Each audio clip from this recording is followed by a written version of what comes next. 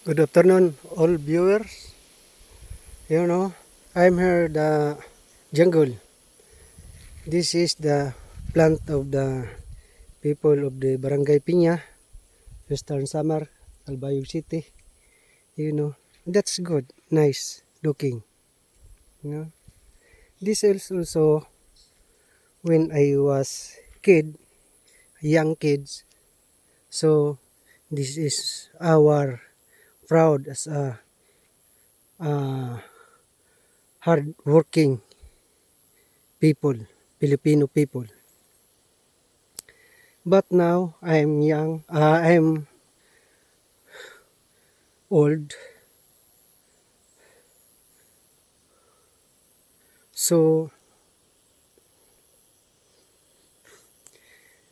I think this is not a solution of our needs. This is the traditional uh, effort, difficult situation of the Filipino tradition. So we are happy, we are lucky. There are so many uh,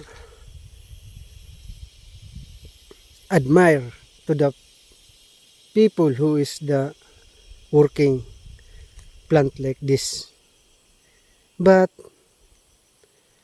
this is not this is not enough to how to educate our Filipino child, our Filipino kid. That's the sorrowful, sad to see. This is that uh, cannot support of what our need. But this is proud of ourselves. We are plant like this. We are we are land.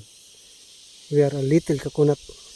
But how much the price we cannot afford of any needs of our family. So that's very sentimental looking to think about the situation of Filipino poorer here in the Philippines. Suddenly, the other people regret to the government. But, of course, we are moved, we are work what is good of our family. But this is good. This is how we can eat. How many this and how many this. But not enough to provide our child.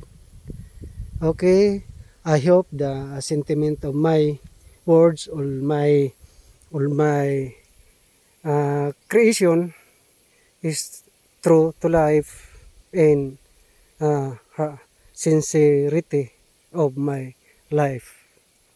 So that's why somebody encourage touch his that touch them heart what I mean to say.